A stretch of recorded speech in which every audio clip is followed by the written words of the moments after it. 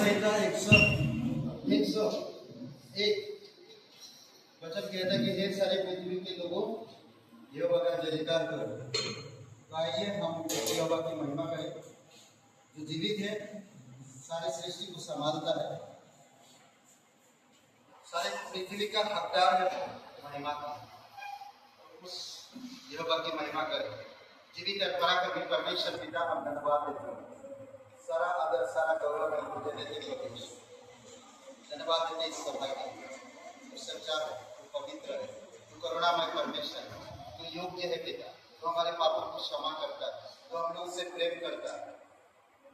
धन्यवाद देते तू दया का सागर है प्रभु यीशु, और इस क्षमा का खदान। धन्यवाद देते प्रभु तेरी जय जयकार महिमा कर, तेरी क्रूस के लिए संपूर्ण कार्यों के लिए धन्यवाद देते। प्रत्येक अपने हाथों को उठाकर उसकी महिमा करो। वो आपसे प्यार करता है। धन्यवाद देते। Hallelujah, praise the lord. Yishu Masih तेरी महिमा हो, यीशु के नाम से आमीन। यीशु तू अच्छा है, यीशु तू अच्छा है, यीशु तू अच्छा है।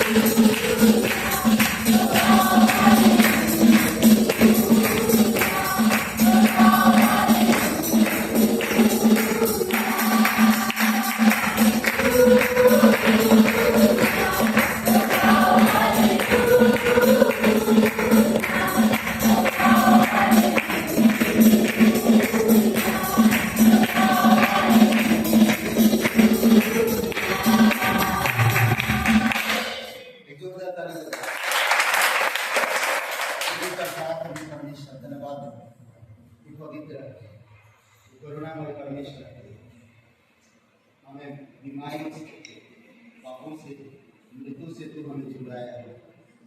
आज अपने हाथों को उठाकर तेरी महिमा करते हैं। तू जीवित, तू हमारे बीच में मौजूद है। धन्यवाद देते आपका प्रभु को, धन्यवाद आपकी वचनों के लिए, धन्यवाद आपकी बातों के लिए, धन्यवाद प्रभु यीशु मसीह आपके निस्वार्थ प्रेम के लिए, धन्यवाद देते हैं। धन्यवाद तो दोबारा आएगा और हमें ले जाएगा। जहाँ तू रहे वहाँ हम रहे। धन्यवाद देते हैं, धन्यवाद देते हैं। शून्य से लेके तूने मुझे रच दिया मेरे रूप में, प्रेम किया है अनंत प्रेम से, दिया पुत्र मेरे मुक्ति के लिए। शून्य से लेके तूने मुझे रच दिया अपने ही रूप में, प्रेम किया है अनंत प्रेम से, दिया पुत्र मेरे मुक्ति के लिए। अनोखा प्यार है तेरा, करूँगा स्तुति तेरी मैं सर्वदा। अनोखा प्यार है तेरा, करूँगा स्तुति तेरी मैं सर्वदा। मेरा यीशु स्वर्ग छोड़ के, मेरा सारा दर्द सह लिया उसने। घोड़े खाके क्रूस उठा के यीशु ने मुझे मुक्ति और चंगाई दे दी है। मेरा यीशु स्वर्ग छोड़ के, मेरा सारा दर्द सह लिया उसने। घोड़े खाके क्रूस उठा के यीशु ने मुझे मुक्ति और चंगाई दे दी है।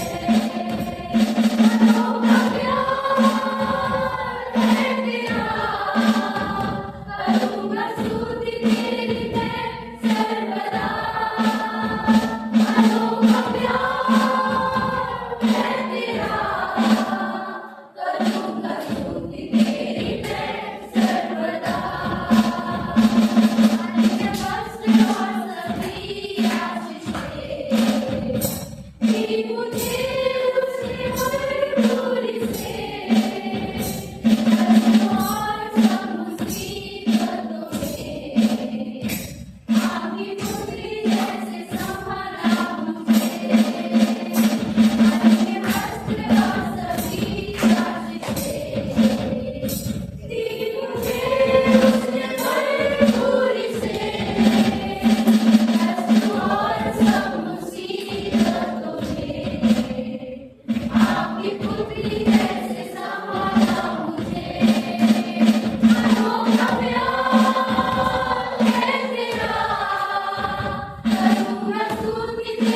Thank you.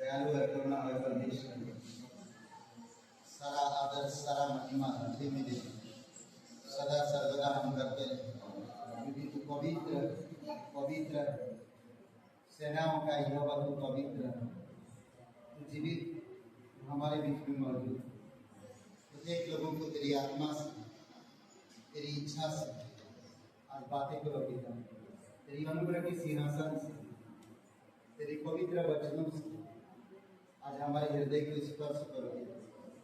धन्यवाद देते हैं। आज हम चाहते हैं प्रभु हमारे हृदय को बदल दो पिता, हमें नम्र करो और हम अपने आप को नम्र करते हैं कि हम आपको ग्रहण कर सकें। धन्यवाद देते हैं प्रत्येक लोगों को अभिषेक करो तेरी अनुग्रह में, तेरी आत्मा में, तो जीवित करुणामय परमेश्वर। धन्यवाद देते यीशु मसीह के नाम से मांगते हैं, आमीन। हालेलुया। हालेलुया। ग्रेटर ग्रेट कलीसिया में आप सभी का स्वागत है। आइए हम उस पवित्र परमेश्वर के लिए जोरदार तालियां हो।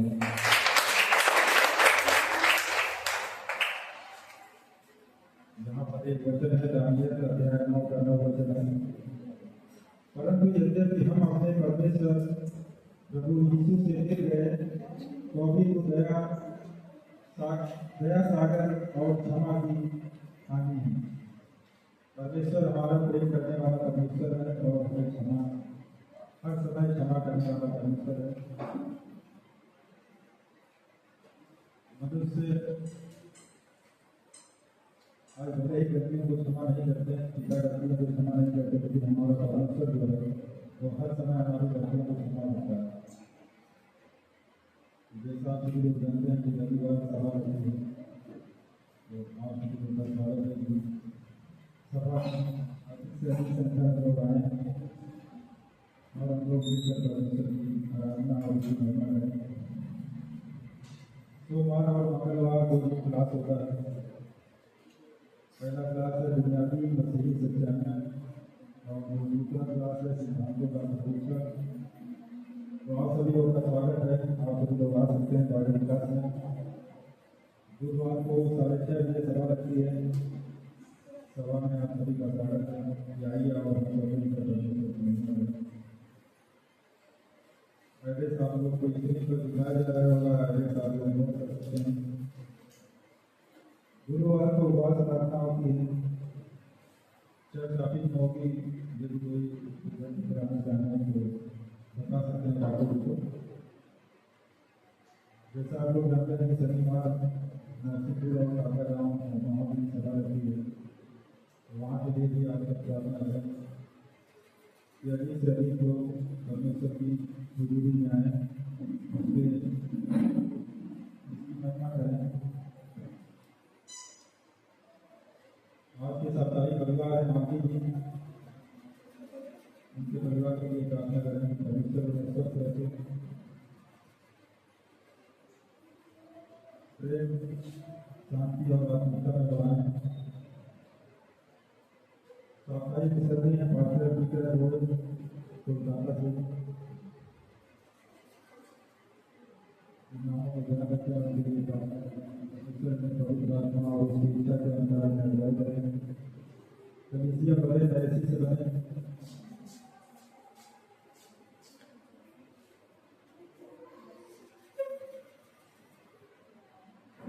जन्मदिन है सभी तरह से हमारा प्रार्थना करें और हमें स्वस्थ रखे और आशीष करें हम उसके राज में पढ़ें और उसकी महिमा। यहाँ पर ध्यान दीजिए कुछ काम है यहाँ पर प्रार्थना करनी है। प्रीति मुकेश रचना की कार्य इन नामों के लिए खास प्रार्थना करें। जो हम लोग एक साथ मिलकर प्रार्थना करते हैं तो परमेश्वर अद्भुत कार्य करता है और हम विश्वास भी करते हैं कि जो नाम यहाँ पर दिए गए हैं जो हम लोग प्रार्थना करेंगे तो ये नाम यहाँ से हर जाएंगे। आशा जी दुर्गिया और शिल्पी इनकी नामों के लिए प्रार्थना करें कि परमेश्वर में सम्मान संतुष्ट करें। परमेश्वर के लिए हर एक कार्य संभव है और संभव को संभव करने वाला परमेश्वर है। बाइबल में जितनी भी संतान से संबंधित स्थिति आपने जैसे पढ़े होंगे उस समय देखे होंगे तो वो सब अपनी आशा को खो दिए थे। तो कभी सोच भी नहीं सकते थे हमारे जीवन में परमेश्वर इस तरह कार्य करेगा, लेकिन जब उनकी आशा हो चुकी थी कि परमेश्वर उनके जीवन में स्वर्गदूतों के माध्यम से और परमेश्वर संतान से भेज किया, तो हम विश्वास करते हैं परमेश्वर के जीवन में कार्य करेगा। रूबी जी और सिमरन इन नामों के लिए प्रार्थना करें कि परमेश्वर में स्वस्थ रखें और कार्य में के साथ रहते हैं। और एक सूचना है सुरेंद्र और मालती जी नया हॉस्पिटल खोल रहे हैं सेक्टर यमुना में। जनता क्लिनिक एक आई केयर सेंटर है। आप सभी लोग का स्वागत है कि 2:30 बजे वहाँ पर उपस्थित होना है। आप सभी लोग आमंत्रित हैं और सुरेंद्र भाई ने आग्रह किया है आप सभी लोगों को।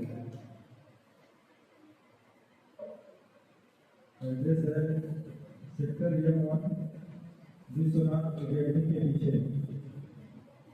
जो लोग नहीं जानते हैं वो आगे बताएं। विश्वनाथ अकेडमी उसी के पीछे ही का हॉस्पिटल है। जनता क्लिनिक एंड आई है। बाकी व्हाट्सएप पर भी लोकेशन भी ग्रुप में बना दिए गए हैं। आप सभी लोग का स्वागत है। ज़्यादा से ज़्यादा संख्या में वहाँ पर आए और हम लोग वहाँ मिलकर प्रार्थना करेंगे करते। तो आप सभी का स्वागत है। इस उद्घाटन में आप लोगों का सहयोग बहुत जरूरी है, क्योंकि कोई अगर आमंत्रित करता है जब हम लोग वहाँ पहुँचते हैं उनके अंदर एक खुशी प्राप्त होती है। हम लोग वहाँ मिलकर परमेश्वर से और उसकी महिमा करेंगे। बात भी इतना ही। धन्यवाद।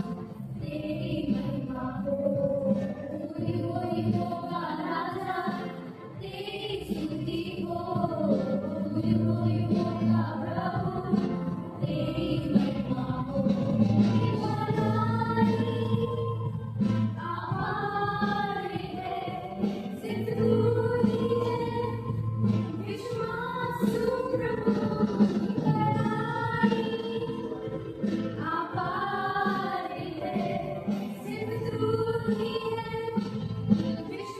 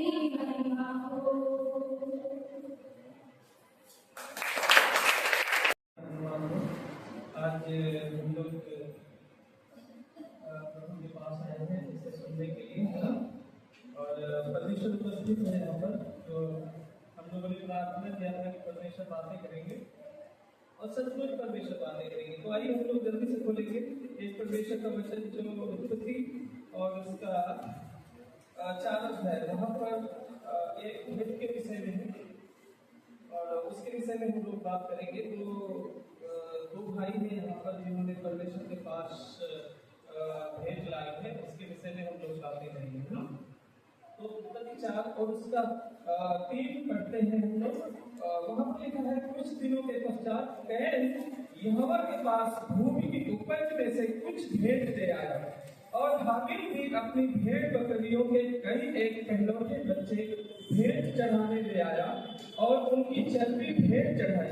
तब यहोवा ने हाबिल और उसकी भेंट को तो ग्रहण किया, परंतु कैन और उसकी भेंट को उसने ग्रहण न किया। तब कैन अति क्रोधित हुआ और उसके मुंह पर उदासी छा गई। यहाँ पर जो बातें लिखी गई भाई हैं और दोनों परमेश्वर के पास भेंटे ले आए। लेकिन अगर यहाँ पर हम लोग पढ़ते हैं 3 में, तो यहाँ पर लिखा है, कुछ दिनों के पश्चात कैन यहोवा के पास भूमि की उपज में से कुछ भेंट ले आया, है ना, कुछ भेंट ले आया है।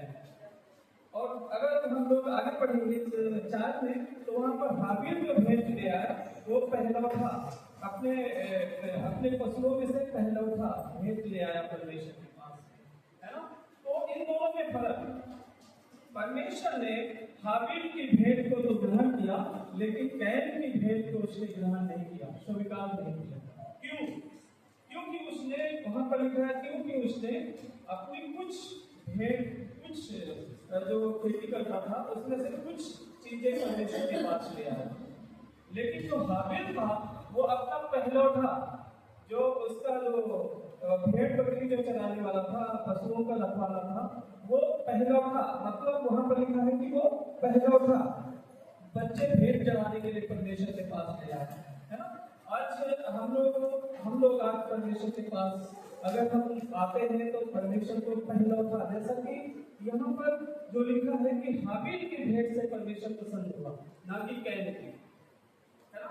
ये बात हमें याद रखना, हाबिल की भेंट से परमेश्वर खुश हुआ, कैन की भेंट से परमेश्वर खुश नहीं हुआ। आज हम किस प्रकार भेंट परमेश्वर को देते हैं, किस प्रकार हम परमेश्वर को बलिदान देते हैं, किस प्रकार हम अपना दान परमेश्वर को देते हैं, कैन के समान या हाबिल के समान, है ना। परमेश्वर ने कैन की भेंट को तो ग्रहण नहीं किया और हाबिल की भेंट को ग्रहण किया, है ना। आज मैं रास्ते में आ रहा था, मैं एक बात सोच रहा था, शायद पास्टर जी आज मुझे बोलने के लिए कुछ बोलेगी, और मैं एक बात के विषय में भी सोच रहा था। कुछ समय पहले ऐसा हुआ जब मैं प्रभु में विश्वास में आया, और विश्वास में आने के बाद मैं शिरकाई में आया। मैं शिरकाई कर रहा था तो मेरे पास बहुत सारा तकलीफें आ गई, समस्या आ गई, क्योंकि पैसे नहीं था मेरे पास। मेरी पत्नी नाराज हो गई, अपने मायके चली गई और मैं घर में अकेला था। और एक रात एक सच्ची घटना है जो इस बात को लेकर मैं परमेश्वर में आगे मैं स्थिर बना रहता, वो बात मैं आपको बता। मैं घर में अकेला था और मेरे पास घर भी नहीं था, एक मिट्टी का मकान था। शायद आप लोगों ने मिट्टी का मकान मेरा देखा नहीं, मिट्टी का मकान था, उसमें मैं अकेला रहता था। मैं सोच रहा था मैं सिरकाई को छोड़ूंगा, प्रभु यीशु मसीह के पीछे चलना छोड़ूंगा, अब मैं जाके काम करूंगा, मैं मुंबई शहर जाऊंगा और मैं काम करूंगा, बहुत सारा पैसा कमाऊंगा, ऐसा मैं सोच रहा था। सोचते सोचते मैंने देखा एक सच्चाई है, परमेश्वर की उपस्थिति को देखा उस कमरे में, और परमेश्वर आकर मुझसे बोलता था, सच कुछ तुम्हें पैसे चाहिए किया मैं उसके पाँव में गिर गया। ये सच्चाई है, मैं उसके पाँव में गिर गया। मैंने कहा नहीं प्रभु, मुझे पैसे नहीं चाहिए, मुझे आप चाहिए। प्रभु यीशु मसीह ने कहा मेरे पीछे चलो, जो कुछ तुम मांगोगे मैं तुम्हें दूंगा। और उसी दिन से जब भी मैंने पीछे की तरफ मुड़ के देखा जाने के लिए, मुझे वो बात याद आती है, मेरा बुलाने वाला परमेश्वर है। सिर्फ हमें ही नहीं, हम सबको बुलाने वाला परमेश्वर है। हमें पीछे की तरफ देखना नहीं, हमें किसी भी चीज में पीछे हटना नहीं है। हमें चाहे चर्च में आने का समय हो, हमें समय से आना है। परमेश्वर को सम्मान देते हैं जब हम परमेश्वर का आदर करते हैं, समय से चर्च में आते हैं या अपना हाबिल के समान जब हम परमेश्वर को भेंट चढ़ाते हैं, परमेश्वर को महिमा देते हैं, परमेश्वर को हमारे पैसे की कोई जरूरत नहीं है। परमेश्वर के कहने मात्र से सारी दुनिया अस्तित्व में आ गई है, लेकिन परमेश्वर हमारा हृदय जानना चाहता है। हम परमेश्वर को कितना प्रेम करते हैं, हम परमेश्वर को कितना चाहते हैं, कितना सम्मान देते हैं परमेश्वर को। हम चर्च में आते हैं तो कभी कभी हम अच्छे नहीं हैं। मैं बोल रहा हूँ हम सब के अंदर एक कमियां हैं। हम चर्च में आने में कभी कभी हम लोग आधा घंटा 1 घंटा लेट आते हैं। ये तो हम लोग परमेश्वर का सम्मान करो। पहले आइए, समय का ध्यान रखना है हम सबको, है ना। हमें प्राथमिकता परमेश्वर को देना है। हाबिल के समान हमें परमेश्वर को भेंट चढ़ाना, क्योंकि परमेश्वर देखता है ना। कभी कभी लोग बोलते हैं आप लोग अच्छे हैं, आप परमेश्वर पर विश्वास करते हैं, लेकिन लोग बोलते हैं पैसा ही सब कुछ है।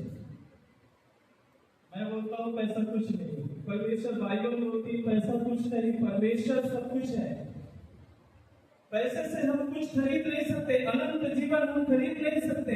हम लोग क्या सोचते हैं कि हम परमेश्वर के लिए कुछ करेंगे तो हमारे जीवन में कमी हो जाएगी, कम पड़ जाएगा। नहीं होगा। मैं देखता हूँ मेरी जिंदगी में कैसे कैसे आप लोग जानते हैं हमारे जीवन के विषय में, कैसे कैसे मैं देखता हूँ परमेश्वर हमारी जरूरत पूरी करता है और मुझे लेकर चलता है। परमेश्वर इतनी तकलीफों में परमेश्वर हमको लेकर चलता है। मैं ये बताना चाहता हूँ कि जब मुझ जैसे व्यक्ति को परमेश्वर संभाल सकता है, परमेश्वर बातें कर सकता है, आप लोग तो कितने समझदार हैं। आपको क्यों नहीं, आपको क्यों परमेश्वर को सम्मान देना हमारा प्राथमिकता होना चाहिए। पहला स्थान परमेश्वर को सम्मान देना, समय का ध्यान। कौन क्या सोचता है, कौन मेरे विषय में क्या विचार करता है चर्च में, ये शैतान का सोच है, परमेश्वर का नहीं। हम परमेश्वर के साथ संगति करने के लिए आए हैं, किसी मनुष्य के साथ नहीं। हम दान देते हैं या भेंट चढ़ाते हैं, परमेश्वर को चढ़ाते हैं, किसी मनुष्य को नहीं। परमेश्वर का काम बढ़े, परमेश्वर का राज्य के लिए हम बोलते हैं चर्च में, है ना। हम समय देते हैं, परमेश्वर के पास आते हैं उससे सीखने के लिए। इसलिए कभी भी आप पीछे की तरफ मत देखो, एक कदम और परमेश्वर में आगे बढ़ो, एक कदम और परमेश्वर में आगे बढ़ो। परमेश्वर ने आपको बुलाया है। मैं मेरे जीवन की घटना बताता हूँ।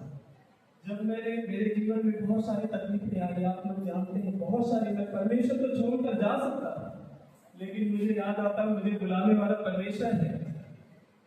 कोई मनुष्य ने मुझे नहीं बुलाया, मुझे परमेश्वर ने कहा, मुझे परमेश्वर ने स्थिर किया। कैसे कैसे परमेश्वर मुझे, आप लोग जानते हैं मेरे जीवन की बातें, कैसे कैसे परमेश्वर मेरी जरूरत पूरी करता है, मुझे संभालता है ना। इसलिए हमारे जीवन को, मुझे सोचो मत, विचार मत करो कौन मुझे समझता, कौन मुझे आदर देता, कौन मुझे छोटा समझता, कौन मुझे बड़ा समझता। परमेश्वर मुझे परमेश्वर प्रेम करता है। परमेश्वर के पास आना है, परमेश्वर के लिए हमें जीना है, परमेश्वर के लिए हमें आगे बढ़ना है। कोई हमें कहे उससे पहले हमें परमेश्वर के लिए कदम बढ़ाना है। हमें इतना अच्छा क्लास पास्टर जी सिखा रहे हैं, हमें आना समय निकालना है। कितना अच्छा संगति हो रही है, हमें आइए अपना काम छोड़कर परमेश्वर के लिए। हम अंत के समय में जी रहे हैं, ज्यादा परमेश्वर के साथ हमें संगति करना जरूरी है, परमेश्वर को सम्मान देना जरूरी है, उसको महिमा देना जरूरी है ना। इस कहानी को हम लोग याद रखें कैन और हाबिल के विषय में, है ना। पहला था बचा हुआ नहीं, पहला था परमेश्वर को हमें सम्मान देना हमारे लिए बहुत जरूरी है, क्योंकि हमारा बुलाने वाला परमेश्वर है, कोई मनुष्य नहीं है। परमेश्वर ने हमको बुलाया है ताकि हम उसके जैसा जिए। आमीन। आइए हम लोग प्रार्थना करते हैं।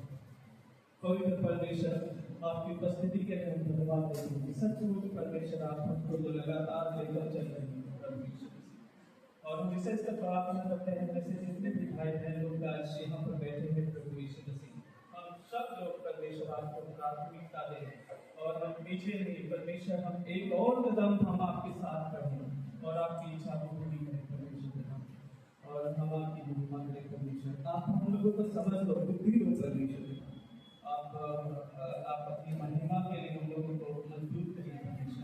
से आपने हमारी रचना की है, आपने हमको बनाया है प्रभु। आपके कहने मात्र से सारी दुनिया अस्तित्व में आई है। परमेश्वर हमारी हर जरूरत को आप पूरी कर सकते हैं परमेश्वर। आप हमें समझ दो परमेश्वर। हम में से जितने भी लोग यहाँ पर बैठे हैं प्रभु, हमारे जीवनों को चेंज करो परमेश्वर, और बदल दो हमारी जिंदगी परमेश्वर, ताकि हम खुद के लिए नहीं प्रभु यीशु, हम आपके लिए और आपकी महिमा के लिए जिए परमेश्वर। हमें समझ दो प्रभु यीशु मसीह। सारी हमारे जीवनों की रुकावटें यीशु मसीह के नाम में खत्म हो जाए परमेश्वर। सच्चाई के साथ हम आपके पीछे चले प्रभु यीशु मसीह। हम परमेश्वर हर परिस्थिति में परमेश्वर, सुख दुख में हम हर परिस्थिति में आपको महिमा दे, ऐसा मन बुद्धि समझ दो परमेश्वर। यीशु आपने हमारी प्रार्थना को सुन लिया है। धन्यवाद यीशु मसीह के नाम में, आमीन।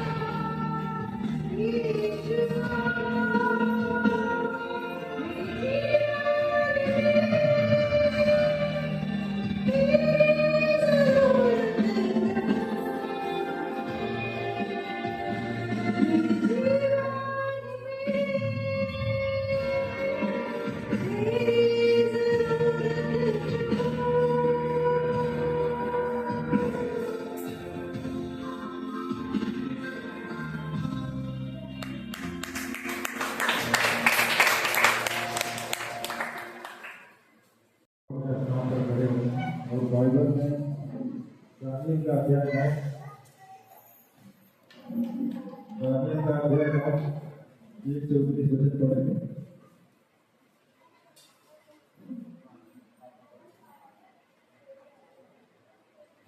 पेज नंबर है 1074।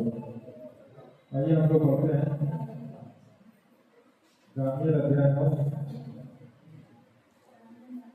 मादी चेरेस का पुत्र नारा, जो कसदियों के देश पर राजा ठहराया गया था, उसके राज्य के पहले वर्ष में मुझ दानियल ने शास्त्र के द्वारा समझ लिया कि यरूशलेम की उजड़ी हुई दशा यहोवा के उस वचन के अनुसार जो यिर्मयाह नबी के पास पहुंचा था, कुछ वर्षों के बीतने पर अर्थात 70 वर्ष के बाद पूरी हो जाएगी।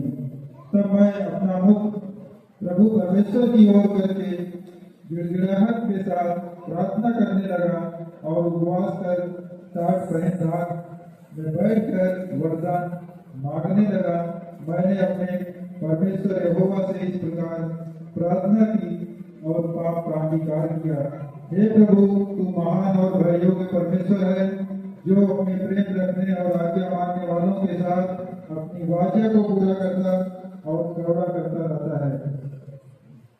हम लोगों ने तो पाप, कुटिलता, दुष्टता और बलवा किया है और तेरी राज्य और तेरी आज्ञाओं और नियमों को तोड़ दिया है। तेरे जो दास नबी लोग हमारे राजाओं, हाकिमों, पूर्वजों और सब साधारण लोगों से तेरे नाम से बातें करते थे, उनकी हमने नहीं सुनी। हे प्रभु, तू धर्मी है, परंतु हम लोगों को आज के दिन लज्जित होना पड़ता है, अर्थात यरूशलेम में निवास करने वाले सब यहूदियों को, क्या समीप क्या दूर, सब इस्राएली लोगों को, जिन्हें तूने उस विश्वासघात के कारण जो उन्होंने तेरे साथ किया था, देश देश में तितर बितर कर दिया है, उन सबों को लज्जित होना पड़ता है। ये यहोवा, हम लोगों ने अपने राजाओं, हाकिमों और पूर्वजों समेत तेरे विरुद्ध पाप किया है, इस कारण हमको लज्जित होना पड़ता है। परंतु यद्यपि हम अपने परमेश्वर प्रभु से फिर गए तो भी तू दया सागर और क्षमा की खान है। हम तो अपने परमेश्वर यहोवा की शिक्षा सुनने पर भी जो उस पर नहीं चले, जो उसने अपने दास नबियों से हमको सुनाई, वरन सब इस्राएलियों ने तेरी व्यवस्था का उल्लंघन किया और ऐसे हट गए कि तेरी नहीं सुनी। इस कारण जिस साफ की चर्चा परमेश्वर के दास मूसा की व्यवस्था में लिखी हुई है, वह साफ हम पर घट गया, क्योंकि हमने उसके विरुद्ध पाप किया है। इसलिए उसने हमारे और न्यायियों के विषय जो वचन कहे थे, उन्हें हम पर बड़ी विपत्ति डालकर पूरा किया है। यहाँ तक कि जैसी विपत्ति यरूशलेम पर पड़ी है, वैसी सारी धरती पर और कहीं नहीं पड़ी। जैसे मूसा की व्यवस्था में लिखा है, वैसे ही सारी विपत्ति हम पर आ पड़ी है। तो भी हम अपने परमेश्वर यहोवा को मानने के लिए ना तो अपने अधर्म के कामों से फिरे और ना तेरी सत्य बातों पर ध्यान दिया। इस कारण यहोवा ने सोच विचार कर हम पर विपत्ति डाली है, क्योंकि हमारा परमेश्वर यहोवा जितने काम करता है, उन सबों में धर्म ठहरता है, परंतु हमने उसकी नहीं सुनी। अब हे हमारे परमेश्वर, हे प्रभु, तूने हमारी प्रजा को मिस्र देश से बड़ी हाथ के द्वारा निकाल लाया और अपना ऐसा बड़ा नाम किया जो आज तक प्रसिद्ध है, परंतु हमने पाप किया और दुष्टता ही की है। हे प्रभु, हमारे पापों और हमारे गुनाहों के अधर्म के कामों के कारण यरूशलेम की और तेरी प्रजा की, हमारे आसपास के सब लोगों की ओर से नाम भलाई हो रही है। क्योंकि तू अपने सब धर्म के कामों के कारण अपना क्रोध और जलगाहट अपने नगर यरूशलेम पर से उतार दे, जो तेरे पवित्र पर्वत पर बसा है। हे हमारे परमेश्वर, अपने दास की प्रार्थना और गिड़गिड़ाहट सुनकर अपने उजड़े हुए पवित्र स्थान पर अपने मुख का प्रकाशन कर। हे प्रभु, अपने नाम के निमित्त किया कर।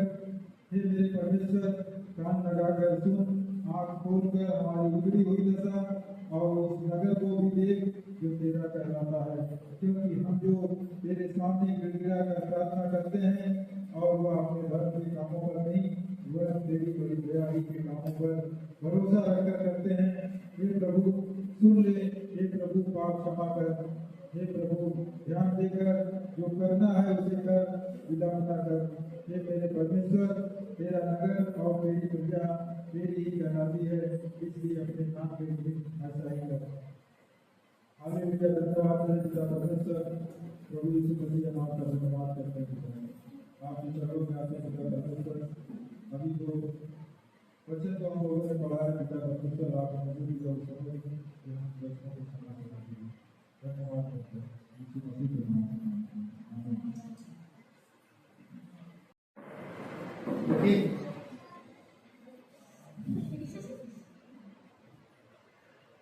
हेलो, कैसे हैं आप? ठीक है,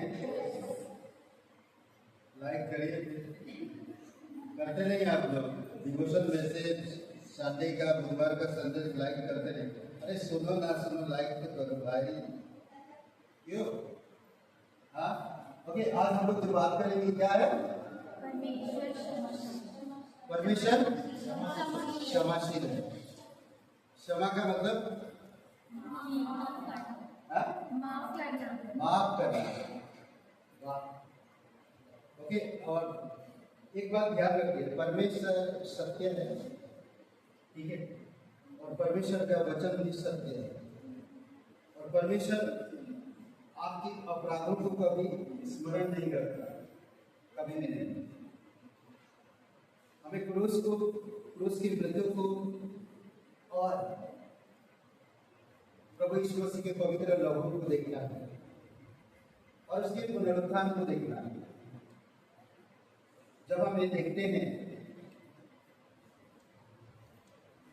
तो हमें समझ में आता है कि परमेश्वर आप और मेरे पापों को क्षमा करने के लिए मूल्य चुकाया है। समझ रहे हैं? मूल्य चुकाया है। परमेश्वर कभी झूठ नहीं बोलता, परमेश्वर सच्चा है, वो करुणामय परमेश्वर है, सत्य और विश्वसनीय है। वचन संहिता 119 मतलब 119 और वचन 160 में कहता है, क्योंकि वह आरंभ से सत्य है, शुरू से। पर उसकी बातें जो लोग नहीं मानते हैं उनको उनके ऊपर विपत्ति ऑटोमेटिकली वो लोग लाते हैं। इजराइल को परमेश्वर ने मिस्र से छुड़ाया, बचाया, उनको लेकर आया, उनको उनकी हर एक जरूरतें पूरा किया, उनकी आवाज सुना, उनकी दर्द को देखा, उनकी कमी को महसूस किया, उनकी उनकी उनकी जरूरतें जो वो लोग चाहते थे वो परमेश्वर किया, फिर भी वो लोग परमेश्वर की बात नहीं मानते। तो दानियल का जब हम लोग पढ़ते हैं तो कहते हैं कि 70 साल तक वो लोग गुलामी में पैसे चले गए, और कहता है, वचन कहता कि मिस्र में जो विपत्ति परमेश्वर उन पर डाला था मिस्रियों के ऊपर, अब ये लोग आज्ञा ना मानने से, परमेश्वर के मार्ग पर ना चलने से उन पर आ गया। सोचिए, बट वचन 9 में कहता है, वचन 9 में कहता है, 9:9 दानियल का 9:9 में मैं कहता यही बातें नरसिंहपुर में भी बता रहा है।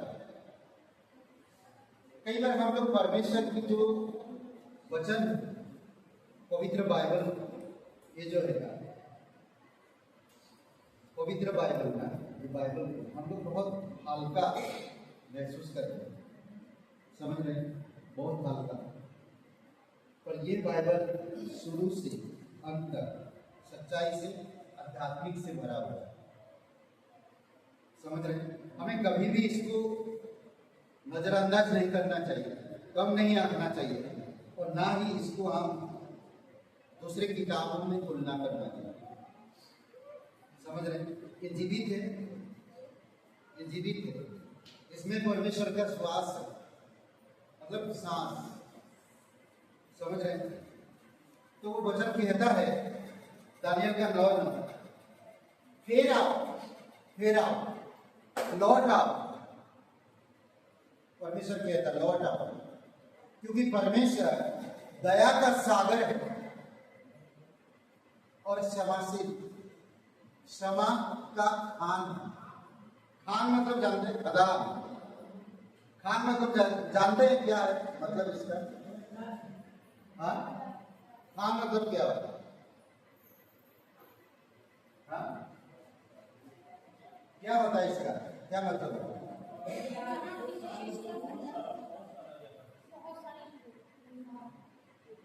बहुत सारे खान होते हैं। मेरे पास बहुत सारे मोबाइल है, खान है। जमीन के अंदर जो गुफा टाइप की खोदते जाओ, खोदते जाओ, खोदते जाओ, खोदते जाओ, मिलते जाओ, कहां तक नहीं मालूम, कहां तक नहीं मालूम। खदान खोद रहे, खोद रहे, कोयला खदान, सोने का खान नहीं, करेक्ट ना? अभी सोचिए अगर एक सिक्का मिलता आपको, फिर आप और खोदते जाते और खोदते जाते, 2 दिन तक खोद रहे और कोई सिक्का नहीं मिला, उसको कहा नहीं खोद। अगर मिलते जाएगा तो आप पूरा शहर भी खोद डालेंगे। किसी व्यक्ति ने कहा कि भाई तुम जानते हो वो जो डेविड है ना, उनके घर में बहुत पुराना घर है। कहते हैं, मैंने सुना है, मैंने देखा नहीं, कहते हैं कि उनके घर के अंदर नीचे जमीन पर बहुत खजाना छुपा है, बहुत गहराई तक। बोलो चोर लोग बहुत गहराई तक नीचे से खोद डाले, पर कुछ मिला नहीं। मालूम पड़ा डेविड का घर नीचे चला गया। सोचिए, कभी कभी होता है हमको जो जैसा कह देता है हम वैसे चालू करते हैं, बट परमेश्वर जो कहता है वो सत्य है, क्योंकि परमेश्वर कहता है कि वो शुरू से सत्य है, आरंभ से सत्य है। समझ रहे हैं? आरंभ से। ओके, सागर के बारे में बात करें। एक कहानी है, एक कहानी में बता रहा, एक लड़का रेत में, समुद्र के किनारे रेत में, वो बच्चे खेलते हैं ना, घर बनाते हैं, और उसके जूते साइड में रखा था निकाल के, और खेल रहा रेत में बहुत अच्छा। उसने हाथी के जैसा बना रहा, उसने घर बना रहा, और एक नहर आई और उसका जो बनाया हुआ सब टूट गया और एक जूता नहर में चला गया। समझ रहे? और एक मछुआरा है, वो कहता है, वो लड़का कहता है कि देख इस समुद्र में मेरा जूता चुरा लेता, चोर है। और मछुआरा मच्छी पकड़ता है और मच्छी लाकर बेचता है और कहता है कि समुद्र कितना अच्छा है, मेरे जीवन यापन के लिए, पालन पोषण के लिए मेरा कितना मदद करता है। फिर आगे जाता, आगे वो रेत में लिखते हैं, वो लड़का जो लिखा ये समुद्र चोर है, मच्छी वाला ने लिखा ये समुद्र मेरा पालन पोषण करने वाला है। और एक आगे जाकर एक बुढ़ी औरत का बेटा डूब के मर गया, तो उसने लिखा ये समुद्र खूनी है। फिर आगे जाकर एक रिसर्च करने वाला व्यक्ति जो रिसर्च करते हैं, तो उनको मोती मिला, कहते कि ये समुद्र में खजाना छुपा। उसने लिखा रेत पर ये समुद्र खजाना से भरा हुआ, उसको वो मिला, क्या बोलते हीरा, मतलब मोती, समुद्र से मोती मिला। तो वो कहता, लिखता है रेत पर कि ये समुद्र मोती से या खजाना से भरा हुआ। सबकी अपनी अलग अलग है समुद्र की। और एक बड़ी नहर, बड़ी क्या बोलते लहर आए और सारे लिखावट मिटा दिए। तो इसमें हमें एक सीख मिलता है कि समुद्र को कौन क्या बोलता है उससे कोई फर्क नहीं पड़ता। आप एक परमेश्वर में हो, परमेश्वर को कौन क्या बोलता है, यीशु मसीह को कौन क्या बोलता, यीशु मसीह को कोई फर्क नहीं पड़ता, आपको भी नहीं पड़ता। समझ रहे हैं? परमेश्वर 27 आई थिंक 27 गुण है उसके अंदर बहुत से ऐसे गुण हैं जो अद्भुत गुण है, और उन गुण में से एक है परमेश्वर क्षमाशील। आप जानते, आज तक किसी ने पता नहीं लगा पाया कि परमेश्वर समुद्र में, सागर में कितनी गहराई है। आप कभी समुद्र देखें? कभी समुद्र देखेंगे नहीं? कितने लोग देखे हैं? फोटो में नहीं, ओरिजिनल समुद्र ओरिजिनल देखे नहीं? देखे थे लोग? जल्दी जल्दी तैयार करिए, बॉम्बे कॉन्फ्रेंस में चलेंगे तब हम दिखाएंगे। तैयारी करिए, 10,000 रुपया रेडी रखिए, मई में चलेंगे, ठीक है? एक पर पर्सन 10,000।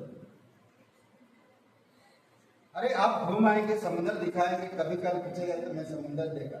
जब समुद्र किनारे खड़ा रहेंगे ना, कितनी लंबाई पता नहीं, पानी पानी दिखेगा, आपकी आंखें थक जाएगा देखते देखते, मगर उसका किनारा नहीं मिलेगा। समझ रहे? ऐसा है। तो परमेश्वर की भी करुणा ऐसा ही है, उसकी गहराई आज तक किसी ने माप नहीं पाया। उसकी गहराई आज तक किसी ने माप नहीं पाया। परमेश्वर की भी करुणा की गहराई कोई माप नहीं सकता। परमेश्वर की करुणा और परमेश्वर की क्षमा वैसे ही है। समझ रहे? साउल राजा क्षमा नहीं मांगा तो उसे क्षमा नहीं मिला। दाऊद राजा क्षमा मांगा तो उसे क्षमा मिला। परमेश्वर आप और मैं अगर गलती करते हैं तो हमें, हमारी आंखें खुलता कि तुम गलत इस जगह पर।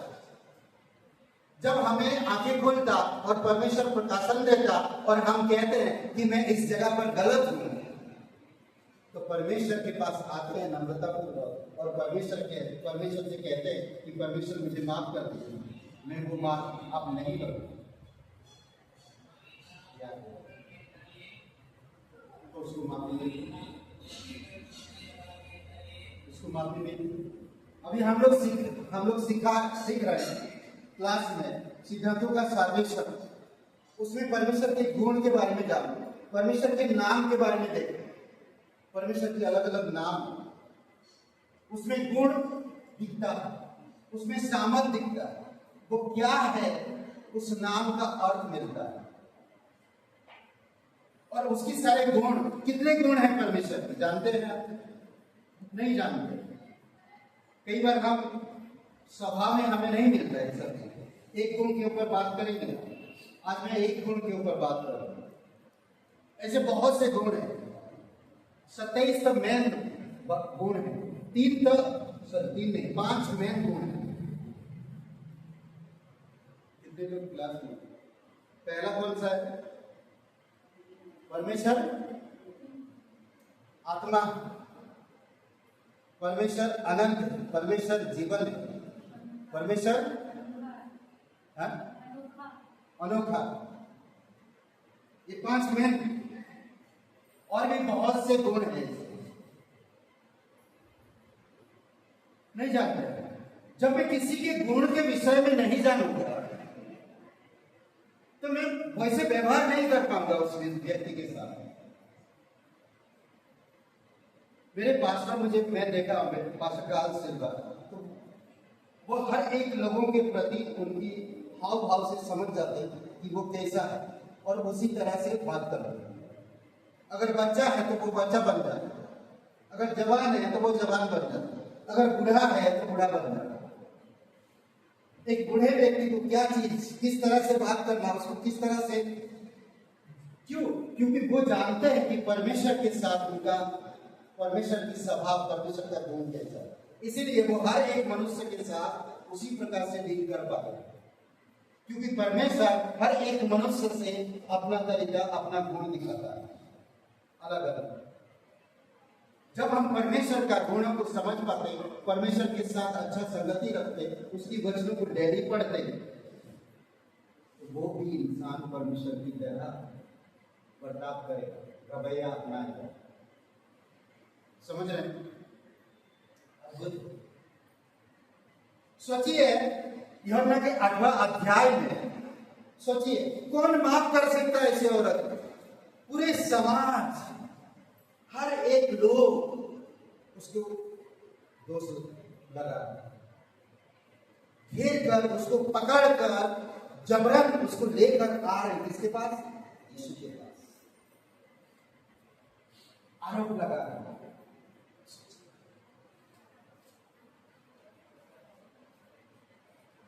यीशु के पास आकर वो लोग आरोप लगाते हैं कि देखिए हम रंगे हाथ इसको पकड़ा है, रंगे हाथ। यीशु ने किसी को कुछ नहीं कहा, ना उनकी सवाल का उनकी प्रश्न का रिएक्शन दिखाया। वो रिलैक्स, वो एकदम आराम शांत है। और आप और मैं कोई चीज होता है तो हम रिएक्शन में आते हैं। रिएक्शन आपकी सिस्टम को क्या बोलते, आपकी जो सोच विचार की सिस्टम, आपकी नर्वस सिस्टम को ना गड़बड़ कर देता रिएक्शन। तो क्या होता, आप क्या कर रहे हो आपको पता नहीं चल रहा, आपका हाथ हिलने लगता, आपकी पैर, आपकी शरीर में बेचैनी पैदा होती। कोई भी अगर आपको सवाल कर रहा, आप परमेश्वर की गुणों को जानते हो, रिलैक्स रहो, डोंट वरी, चिंता मत करो। प्रभु यीशु मसीह उनकी चारों तरफ घेर थे, सब लोग कहा हे ईश्वर तू आप बता। हमारी व्यवस्था, हमारे नियम में, हमारे समाज में ये कहता है कि इसको मार मार के मार डाल, पत्थरवा कर करके गांव के बाहर जाकर इसको मार डाल, ये हमारी व्यवस्था कहता है। अब तुम बताओ, अच्छे लोग, अब तुम बताओ, परमेश्वर का बेटा प्रभु यीशु मसीह कुछ भी नहीं कहा। वो पहले तो सब लोग घेर गए तो वो लिखने लगे, थोड़ा हुआ देखा, फिर वापस उठ के कहा कि जो निष्पाप हो पहला पत्र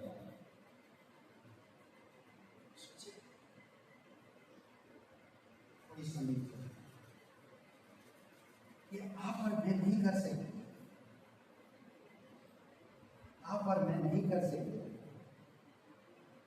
परमेश्वर ही कर सकते। और हम देखते हैं कि एक ही शब्द का ज्यादा बोलने की जरूरत नहीं, विवाद करने की जरूरत नहीं। आप अपने आप को या उस औरत को सही साबित करने की प्रयास मत करो, सही उत्तर दो। आप कभी भी किसी को सही साबित मत करो या गलत साबित मत करो। तुम गलत हो इस जगह नहीं, आप प्रेम दो, आप सही जवाब दो, आप सही व्यवहार करो, आप सही शब्द बोलो। परमेश्वर की गुण, परमेश्वर की स्वभाव, परमेश्वर की चरित्र, परमेश्वर की योजना को आप जानते हैं, उसके साथ संगति करते तो आप सही स्वभाव दे पाएंगे। समझ रहे? कभी कभी हम लोग नहीं सीखते हैं, कई बार सिखाते हैं हमारे पास्टर लीडर्स लोग, हम लोग नहीं सीखना चाहते।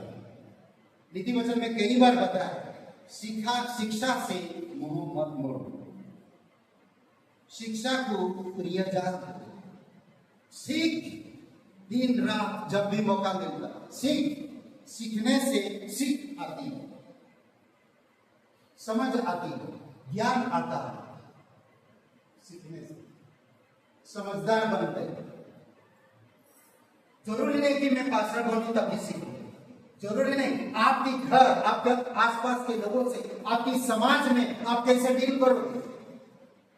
आप एक मसीही हो, आप मसीह की स्वभाव कैसे बताओ। आप एक विश्वासी हो, आपके विश्वास के जीवन का प्रकाशन लोगों को कैसे दोगे। जब मैं परमेश्वर की सत्ता नहीं, जब उसके गुणों में मैं नहीं। परमेश्वर आपसे प्यार करता, चाहता है कि आप जिस तरह मैं तुम्हारे रक्त के अपराधों को माफ करता हूं, उसी प्रकार तुम एक दूसरे की अपराध माफ करो। समझ रहे? अगर कोई बार बार आपको चोट पहुंचाता है तो क्या करना चाहिए? और आपसे कभी माफी नहीं मांगता तो आप क्या करेंगे? क्या बोलेंगे?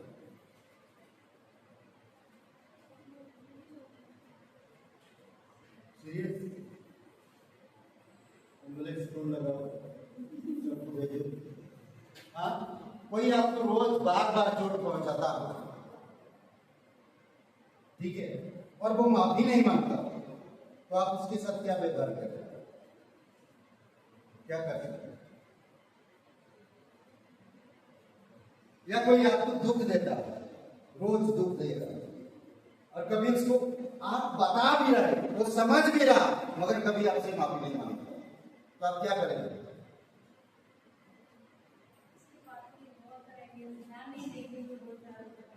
ओके, इग्नोर करेंगे, ध्यान नहीं देंगे, और सीरियस मत हो, जागो। ओके, 1 मिनट के लिए आंखें बंद करेंगे सब लोग आंखें बंद करेंगे, सब लोग, कोई भी एक भी आंख नहीं खुला। अरे आंखें खुला क्यों रख रहे हैं? बंद करने बोल रहा हूँ, देख रहे कितना हम लोग ये है। अरे आंखें बंद करिए 1 मिनट के लिए और कहिए, प्रभु उत्तर प्रदेश में जागृति लाइए। कहिए, उत्तर प्रदेश में खास करके लखनऊ में जागृति लाइए। जब तक 1 मिनट नहीं होता, मैं बताऊंगा 1 मिनट होती है तब बोलना है।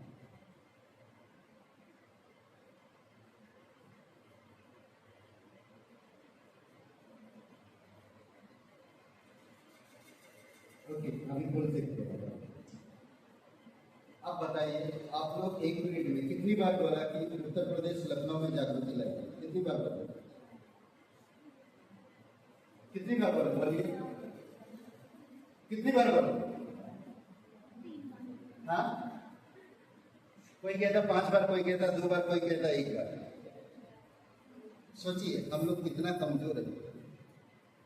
1 मिनट में मैं शायद 10 बार बोल सकता हूँ, करेक्ट? 1 मिनट में शायद मैं 10 बार बोल सकता कि परमेश्वर लखनऊ में उत्तर प्रदेश में जागृति ले आए, परमेश्वर लखनऊ में उत्तर प्रदेश में जागृति ले आए। परमेश्वर जानते हैं ऐसा मैं क्यों बोलने के लिए बोल रहा हूँ? ताकि हम प्रैक्टिस कर सकें।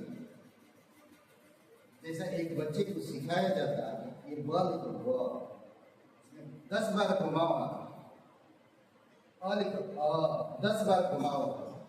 जब तक तुम लिख ना दो तब तक घुमाते रहो। मैं तब तक आता हूँ थोड़ा काम करो। सुनो, ये कांटा जो बड़ा वाला पतला वाला कांटा, वो बीच वाला कांटा, अगर ये 5 तक नहीं आ जाता ना तब तक तुम घुमाते रहो। सोचिए, मैं भी अभी वही करा हूँ, सीख जाएंगे, जागृति आएगा। परमेश्वर क्षमा करता है, क्षमाशील, कोई उसको फर्क नहीं पड़ता आप करो या ना करो। अगर आपको परमेश्वर चुना है, आपको क्षमा किया है, आपका सोच होना चाहिए परमेश्वर का मुझे क्षमा किया है, परमेश्वर मुझे अगर पात्र बनाया है तो मुझे क्षमा का पात्र बनने के लिए तैयार है। समझ रहे हैं? कितनी बड़ा समुद्र, कितना बड़ा खान। प्रभु यीशु मसीह के पास पतरस आकर कहता है कि प्रभु मेरा भाई अगर पाप करता है तो मैं मेरे विरोध में काम करता है तो मैं कितनी बार क्षमा करूं? क्या 7 बार? तो प्रभु यीशु मसीह कहता है क्या 3 बार? 7 बार। 70 को 7 में गुण, उतना बार क्षमा कर। क्षमा करने का दिल रखो। समझ रहे हैं? समुद्र की कितनी गहराई, क्षमा का खान मिलते जा, क्षमा करते रहो, आते रहेगा, फिर क्षमा करो, आते रहेगा, फिर क्षमा करो, आते रहेगा, फिर क्षमा करो, आते रहेगा, फिर क्षमा करो, आते रहेगा, आते रहेगा, आते रहेगा। ऐसे परिस्थितियां होते रहेगा। कोई ये व्यक्ति चोट पहुंचाया, वे व्यक्ति चोट पहुंचाएगा, घर में आपकी बात कोई नहीं सुनता, आपकी कोई कदर नहीं कर रहा। क्षमा करो, माफ करो, इग्नोर करो, आगे बढ़ो, आगे बढ़ो। कई बार हम समाज के लिए परमेश्वर को इग्नोर करते हैं, कई बार हम अपने लोगों के लिए परमेश्वर को इग्नोर करते हैं, तभी तो हमारे जीवन में प्रॉब्लम आती है।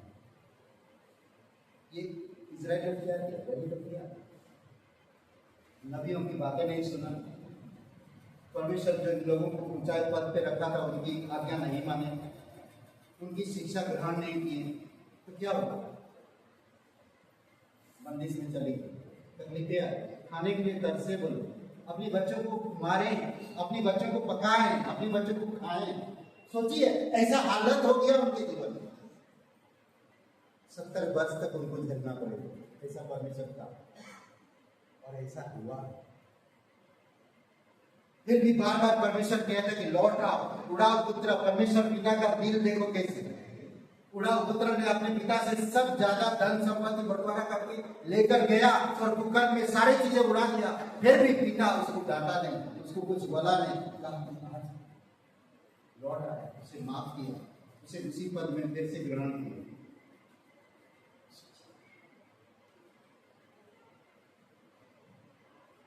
मरकुस का 5वां अध्याय में वो 5वां अध्याय में दूसरा अध्याय, वो व्यक्ति जो लकवे की रोगी, सोचिए रोगी है और 4 लोगों ने मिलकर उसको लेकर आए यीशु के पास, और यीशु के पास लाकर उसको देखा कि जगह नहीं मिल रहा यीशु तक पहुंचाने के लिए, तो वो कपड़े को हटाकर उसको उसके सामने रखे, और यीशु उसको चंगाई देने के बदले कहता है तेरे पाप माफ हुआ, उठ अपनी खाट उठाओ, कर जा। पाप क्षमा करने वाला परमेश्वर। लोग वहां पर आसपास बात करने लगे कि ये कौन होता है, परमेश्वर के अलावा और कोई पाप क्षमा नहीं कर सकता। ये कौन है जो पापों को भी क्षमा करता है? ये कौन है जो आंधी तूफान भी इसकी बात मानते हैं? पर इंसान उसकी बात नहीं मानते। आज्ञा मानो, परमेश्वर आपसे प्यार करता है, आज्ञा पालन करो, उसके मार्ग में चलो, उसकी इच्छा को पूरी करो। ओके, यिर्मयाह का आई थिंक 31 और वचन, इसमें परमेश्वर की जो क्षमाशीलता का दिल को दिखाया, यहाँ पर परमेश्वर का दिल को दिखाया, परमेश्वर की कैसा कितना प्यार करता है लोगों से, कितना प्यार करता है और कितना चाहता है।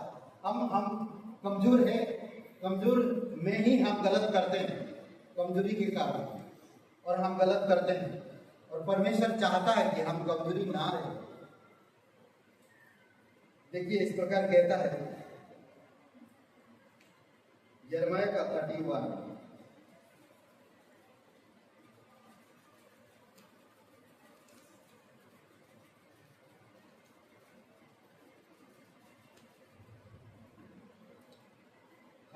का 34। तब उन्हें फिर एक दूसरे से यह ना कहना पड़ेगा कि यहोवा को जानो। तब ये ना कहना पड़ेगा, एक दूसरे से ये ना कहना पड़ेगा कि यहोवा को जानो, क्योंकि यहोवा की यह वाणी है, छोटे से लेकर बड़े तक सबके सब मेरा ज्ञान रखेंगे, क्योंकि मैं उनका अधर्म क्षमा करूंगा और उनका पाप फिर स्मरण ना करूंगा। ये परमेश्वर का दिल,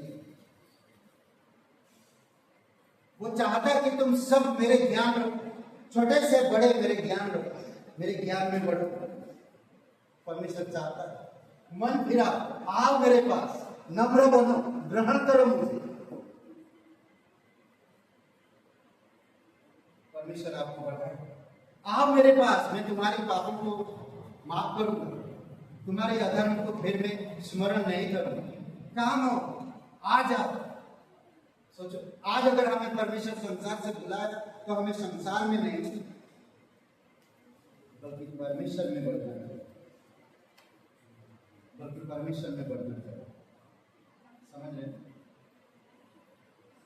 एक एरिया परमेश्वर, पवित्र, खुशी, आनंद, प्रेम, शांति, ज्ञान, नम्रता, धीरज, सहनशीलता, धार्मिकता, विश्वास, भरोसा, विश्वास योग्यता, सत्य, अनंत, हमेशा, सर्वदा यहाँ पर है। और एक है मृत्यु, जलन, ईर्षा, नफरत, खूनी, बलात्कार, अधर्म, ईर्षा, लालच, कुकर्म, हर चीज यहाँ भरा है। मुझे ये पसंद है। सोचिए, आप एक विश्वासी हो और मुझे ये कैसे पसंद, ये नाशवान है, ये सारी चीजें मुझे उस जगह से अलग कर रहा है। मुझे ये नहीं चाहिए, मुझे ये चाहिए, सहनशीलता, क्षमाशीलता, परमेश्वर चाहिए।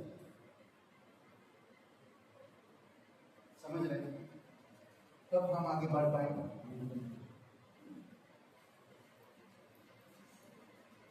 कभी कभी आप जब परमेश्वर को जानते हैं तो आपके जीवन में भी अलग होगा। जानते हैं, एक चिड़िया बरसात के समय पे उड़ते जा रहा और अपने बच्चों को लेकर, और कहीं घोंसला नहीं मिल पाया।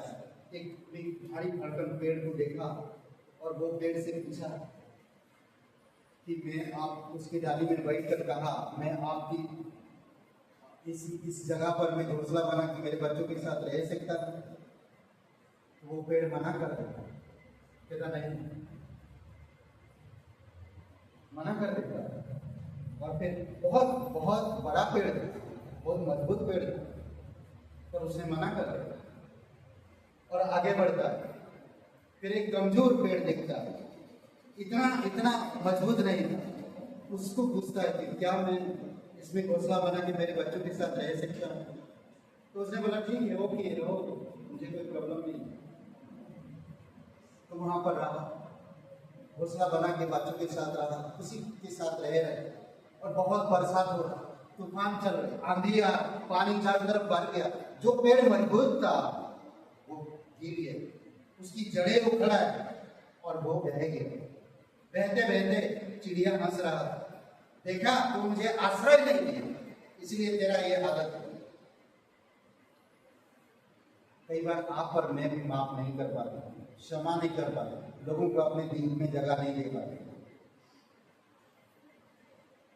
और कोई देता है फिर बाद में हमारी जलन होती है, प्रॉब्लम। तो बोल, पेड़ क्या बोला जानते हैं? सुनिए बात।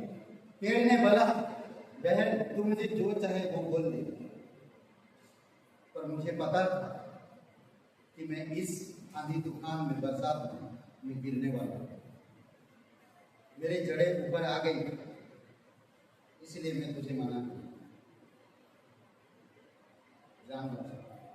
कई बार परमेश्वर भी वही आपका जान बचाने के लिए अपने बेटे को कुर्बान किया, ताकि आप उसकी क्षमाशील को समझ सके, आप उसके प्रेम को समझ सके, आप उसकी दया को समझ सके।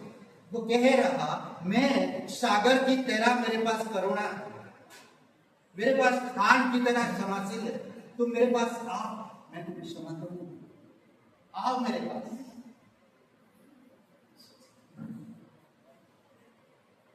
इफिसियों का 1:7, इफिसियों का 1:7। कभी अगर आपको कोई दुख देता है, कुछ तकलीफ देता है, तो आप इग्नोर करो, चीजों को छोड़ दो।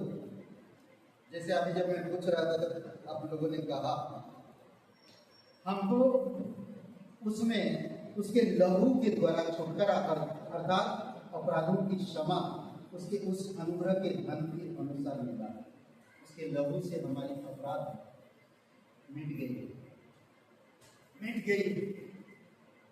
अपने बेटे की पवित्र लहू बहाए, ताकि आप और मेरे अपराध को मिटा सके। उसकी अनुग्रह, ये अनुग्रह पर अनुग्रह, जो गहराई, जो ऊंचाई, जो कीमत, उसका हम नहीं समझ सकते। ये परमेश्वर आप पर और मुझ पर किया है। आज मैं परमेश्वर की शिक्षा से इग्नोर कर रहा, बाकी चीजों को मैं इग्नोर नहीं कर रहा, पर मैं परमेश्वर की शिक्षा को इग्नोर कर रहा। कल आप बहुत बड़ी विपत्ति या नुकसान का सामना करेंगे। 5 कुंवारी जो मूर्ख थे,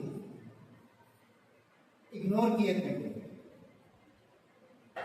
पर जब दूल्हा आया और जिनके पास तेल था, वो लोगों ने दिया जलाया और वो उसके साथ चले गए, 5 रह गए।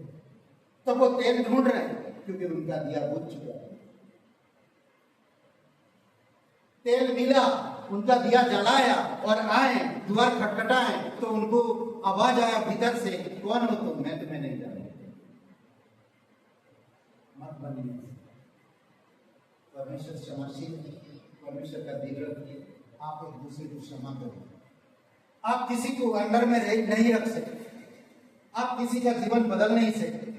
आप माफ कर सकते हैं, आप लीड कर सकते हैं, आप उनको प्रेम कर सकते हैं, आप उनको रास्ता दिखा सकते हैं, बट परमेश्वर बढ़ाने वाला, परमेश्वर उनको संभालने वाला सब कुछ वही करता है।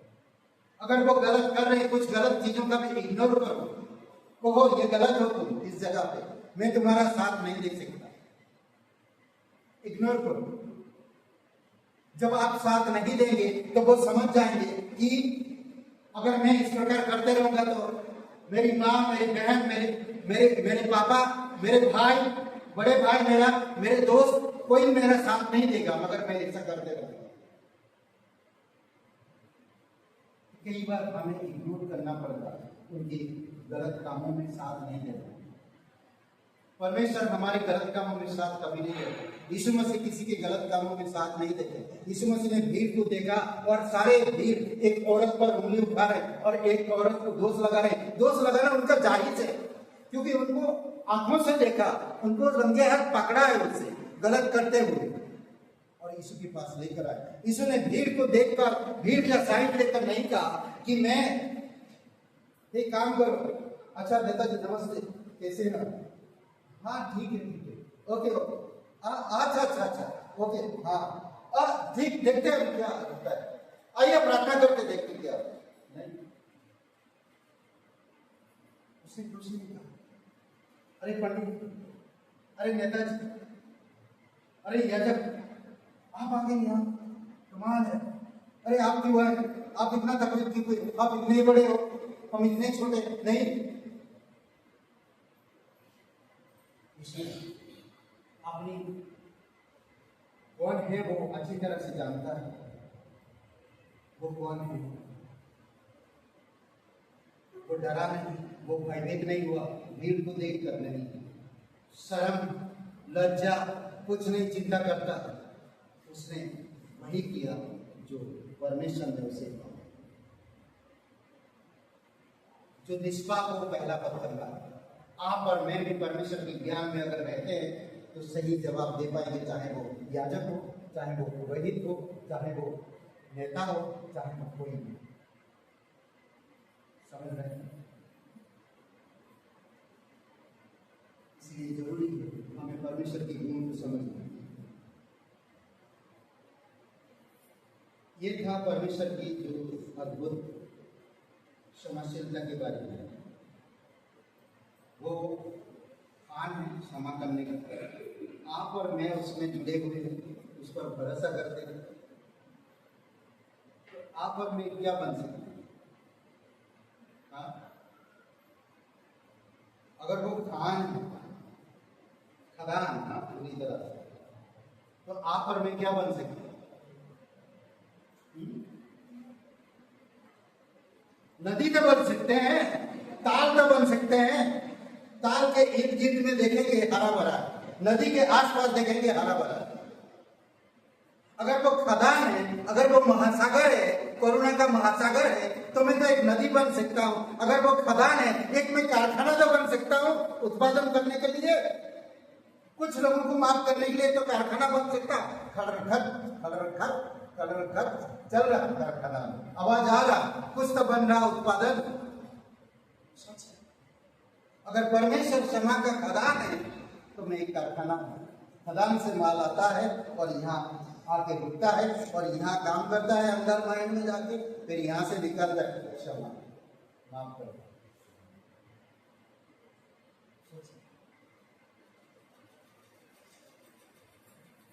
अगर परमेश्वर करुणा का सागर है, आप एक ताल बनो, आप एक नदी बनो। परमेश्वर काम करे। इफिसियों का 4 और वचन 32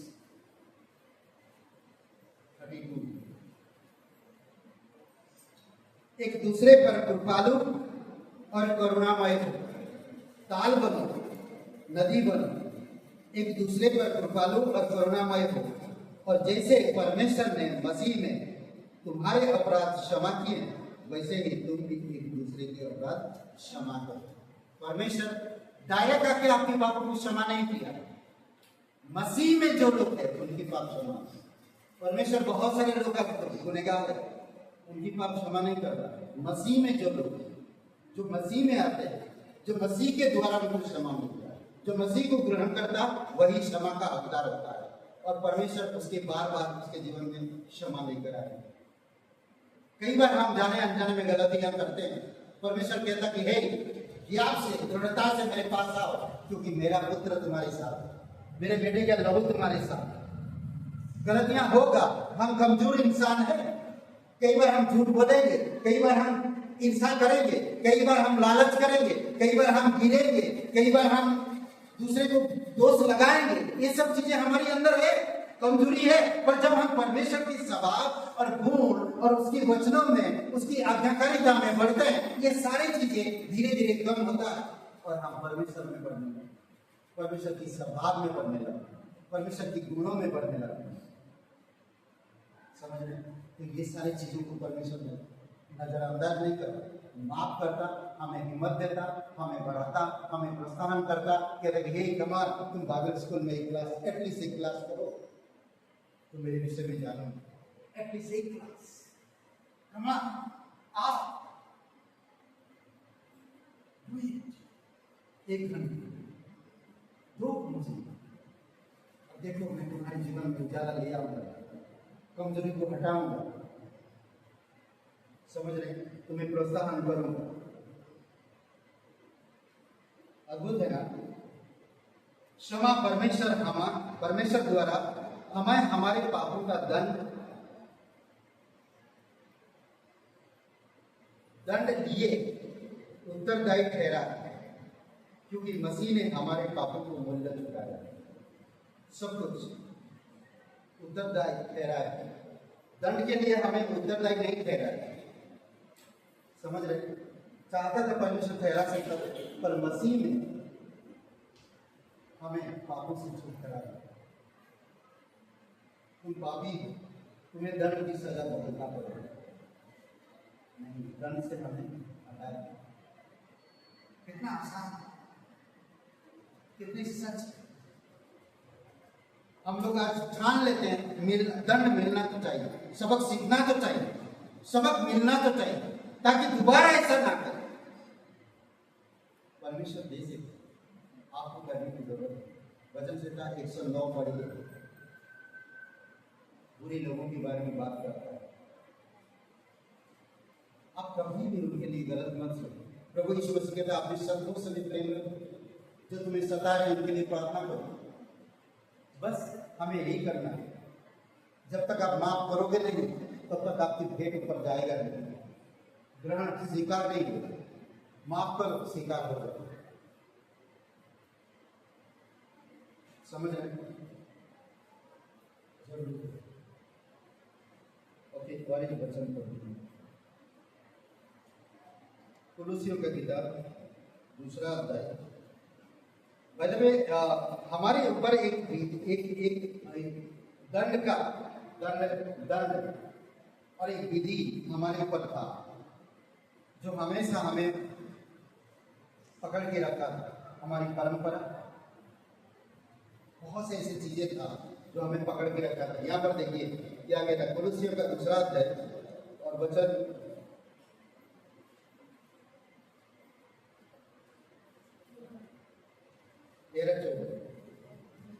13 और 14।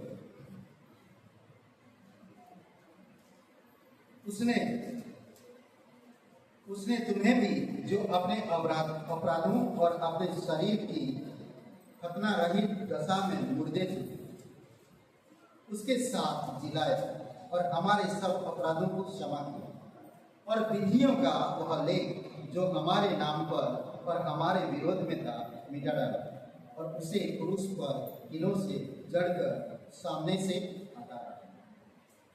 क्या हमेशा हटा दिया आपकी गुनाह, आपकी अपराध, जो आप किए हैं, जो कर रहे हैं, जो करने वाले, सारी चीजों का भुगतान यीशु ने एक ही बार क्रूस पर कर चुका है। आपको कुछ करने की जरूरत नहीं। आज आपसे परमेश्वर की वचनों में बढ़ना है। कमान, आप एक मिशनरी बनने के लिए मत सीखो, आप एक टीचर बनने के लिए मत सीखो, आप एक अच्छा प्रबंधकारी बनने के लिए मत सीखो। परमेश्वर को सीखो आपकी व्यक्तिगत जीवन के लिए, आपकी पारिवारिक जीवन के लिए। आप इस समाज में रहते हो, एक परमेश्वर के गुणों को, परमेश्वर के स्वभाव को, परमेश्वर को प्रकट करने के लिए आपको सीखना होगा, परमेश्वर के गुणों में बढ़ना होगा। तब आप पढ़ पाएंगे, तब आप समझ पाएंगे, तब आप जान पाएंगे। समझ में? कई बार हम लोग नहीं समझ पा रहे हैं। परमेश्वर आपसे प्यार करे, परमेश्वर आपको जानता है, परमेश्वर आपसे माफ करे, परमेश्वर आपके लिए सब कुछ करते हैं। आपको परमेश्वर नहीं माफ करे। वो क्षमाशील है, आप क्षमाशील बनो। वो प्रेमी है, आप प्रेमी बनो। वो करुणा का, दया का सागर है, तो आप दया सागर नहीं, दया का नदी बनो, दया का तालाब बनो। समझ रहे हैं? आमीन। आइए प्रार्थना करें। सभा के बाद डायरेक्ट जा सकते हैं। सभा के बाद मतलब क्लास होगा, क्लास के बाद, ठीक है। कहाँ उद्घाटन होगा किसी का हॉस्पिटल, क्लिनिक, लेबोरेटरी, सुरेंद्र और नागरी जी, वहाँ पर हम लोग जाकर उनको थोड़ा आशीर्वाद देंगे। आपकी पवित्र पैर जब पहुँचेगा तो वो ब्लेसिंग होगी, ठीक है।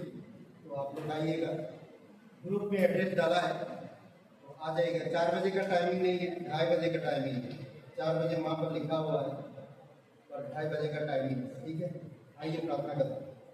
कोई भाई बहन है इस जीवन के अंत के बाद कहाँ आनंद बिताएंगे? शायद हमें नहीं मालूम। कई बार हम अपनी सोच विचार में जीते हैं। अगर यहाँ पर आप पहली बार हैं, कभी ये प्रार्थना नहीं किए, तो मैं बता दूं कि परमेश्वर आपसे प्यार करता है। परमेश्वर आपके पापों से गुनाह करता है। आपके पापों से प्रायश्चित कराने के लिए अपने इकलौते बेटे के प्रभु यीशु मसीह को क्रूस पर बलिदान होने के लिए दे दिए। और प्रभु यीशु मसीह हमारी अपराधों का दंड हमें नहीं दिया, बल्कि हमें नया जीवन दिया। हमारी अपराधों के लिए वो दंड खुद अपने ऊपर ले लिया और क्रूस पर बलिदान दिया और कब्र में गया और तीसरे दिन जी उठा। जो कोई भी इंसान आज प्रभु यीशु मसीह पर विश्वास करे वह नष्ट नहीं होता, परंतु अनंत जीवन पाता है। यहाँ पर कोई भाई बहन है, आप पहले ये प्रार्थना नहीं किए, यीशु मसीह पर विश्वास नहीं किए, तो आज आप इसी समय विश्वास कर सकते हैं। सच्चे मन से, सबकी आंखें बंद है, सबकी सर झुकी हुई, सच्चे मन से यीशु मसीह पर विश्वास डाल। अगर आप विश्वास करना है तो मेरे साथ ये प्रार्थना करें। कहिए, हे यीशु, मैं जानता हूँ मैं एक पापी इंसान हूँ, मैं खुद को नहीं बचा सकता। मैं धन्यवाद करता हूँ तो मेरे पापों के क्रूस पर बलिदान कर, मेरे सारे अपराधों को माफ कर, मुझे क्षमा कर, मेरे हृदय में है, मुझे नया जीवन है। तन मन तेरे बलिदान पर, तेरे गाड़े जाने पर, तेरे जीव की मैं विश्वास करता हूँ, मुझे क्षमा कर। तो पवित्र परमेश्वर एक लौता बेटा यीशु नासरी मेरा मुक्तिदाता, मेरा उद्धार कर, यीशु के नाम से, आमीन। आइए हम लोग खड़े हो जाए। यहोवा हमारे संग संग है, याकूब का परमेश्वर हमारा ऊंचा गढ़ है। नाम का यहोवा हमारे संग संग है, याकूब का परमेश्वर हमारा ऊंचा गढ़ है। उसने आकाश बनाया, उसने पृथ्वी बनाई, उसने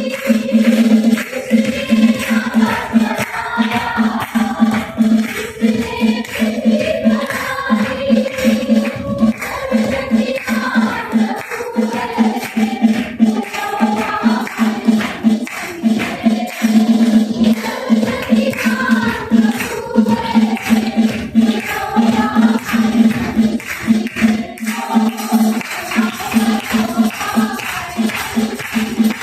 यहोवा हमारे संग संग है।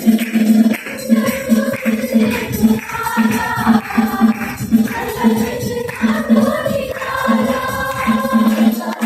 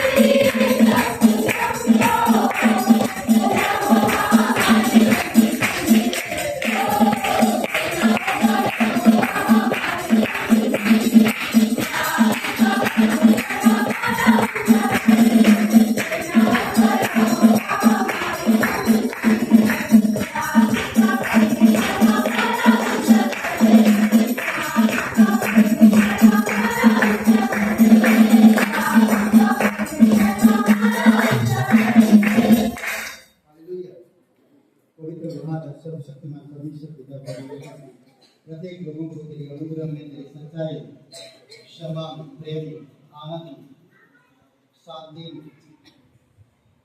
वचनों प्रवेश करने में धार्मिकता, आध्यात्मिकता, नम्रता, सहनशीलता में प्रभु बढ़ाने में आप मदद करें। जीवित और पराक्रमी परमेश्वर प्रत्येक लोगों को तेरे अनुग्रह में बनाए रखिए, कटी कमी को दूर करिए, सारे कमजोरियों को यीशु तेरे नाम से दूर रहने पाए, घर परिवार में कटी कमी को दूर करना और प्रत्येक लोगों को सुरक्षित रखना। धन्यवाद है तू सच्चा और जीवित परमेश्वर, तू करुणामय परमेश्वर, सारा गौरव सारा आदर हम तुझे देते हैं क्योंकि तू उसकी योग्य है। धन्यवाद हमारे पापों को क्षमा करने, धन्यवाद पिता इस कलीसिया की, धन्यवाद प्रत्येक भाई बहनों के, धन्यवाद देते आपके विचार में, आपकी एकता में, आपकी धार्मिकता में, आपकी अनुग्रह में, आपकी संगति में बढ़ने में आप मदद कर देगा। तेरे लोग बच्चे से लेकर बड़े तक सब लोग तेरा ज्ञान रख सके प्रभु। धन्यवाद देते तू सच्चा और जीवित परमेश्वर, तेरी करुणा तेरी दया हमेशा बनाए। यीशु मसीह के नाम पर मांगते हैं, आमीन आमीन।